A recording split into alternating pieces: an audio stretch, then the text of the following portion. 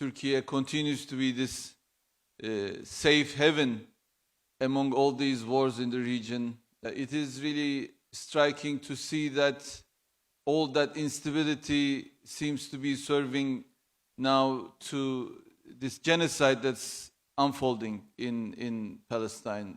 And I'm hoping for once this genocide will come to an end, hopefully. Islamic economics offers not merely an alternative financial system, but a moral, human-centered and justice-based way of life.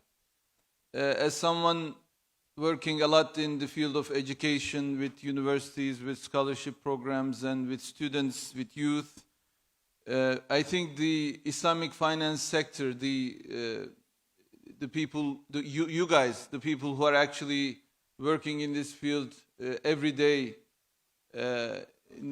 have a great information asymmetry with the people. You know, the fact that we are still talking about 8% in Turkey, even that 8% to a great extent do not realize what Islamic finance means. It is not really only about an interest-free way of reaching finance. It is actually a potential alternative paradigm for humanity.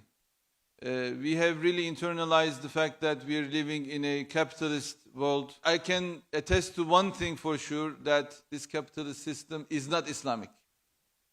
Because the values, what we call the maqasid Sharia, are not really targeted in the way this capitalist system is shaped and formed. So the goal is not really to evade interest only, because it is not halal.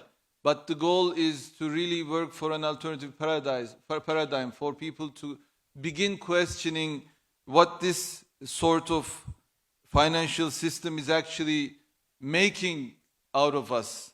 When you say participation institutions, we mean interest-free into Islamic finance. But are we really participating? Who is participating? Do the participants realize that they are participating in something? How can we make sure that this partnership is more resonating with the society and they are more aware of what's happening?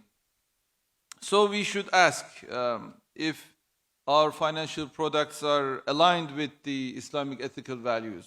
Are we satisfied with merely avoiding interest, or are we fulfilling our moral and social obligations?